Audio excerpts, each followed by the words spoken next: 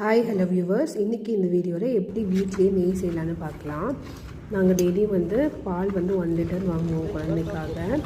நாங்கள் போனதுக்கப்புறம் தான் பாலே பீச்சி எங்களுக்கு ஊற்றி கொடுப்பாங்க. இப்போ பாருங்கள், நான் பால் காய்ச்சி அதிலேருந்து ஆடை எடுத்து வச்சுருக்கேன். நான் டெய்லி ஃப்ரிட்ஜில் ஒரு பாக்ஸில் ஸ்டோர் பண்ணி வச்சுப்பேன். இந்த மாதிரி நான் சின்ன சின்ன பாக்ஸில் தான் ஸ்டோர் பண்ணியிருந்தேன். அது நிறைய ஆனதுமே நான் பெரிய கண்டெய்னர் பாக்ஸ் மாதிரி ஸ்டோர் பண்ணி வச்சுட்டேன். அதை ஃப்ரிட்ஜிலேருந்து எடுத்திருக்கேன். பாருங்கள் எவ்வளோ இது ஆடை சேர்ந்துருக்குன்னு சொல்லிட்டு. இதை கொஞ்சம் கொஞ்சமாக மிக்ஸி ஜாரில் போட்டு அரைச்சி எடுத்துக்கலாம். அது நமக்கு வெண்ணெய் கிடைக்கும்.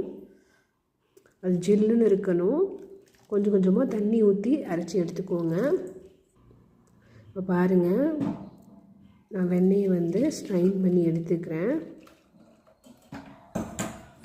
ஸ்ட்ரைன் பண்ணி எடுத்த வெண்ணெயை நல்லா 2-3 டைம்ஸ் நான் வாஷ் பண்ணிவிட்டு இப்போ நான் நெய் ஸ்டார்ட் பண்ணுறேன்.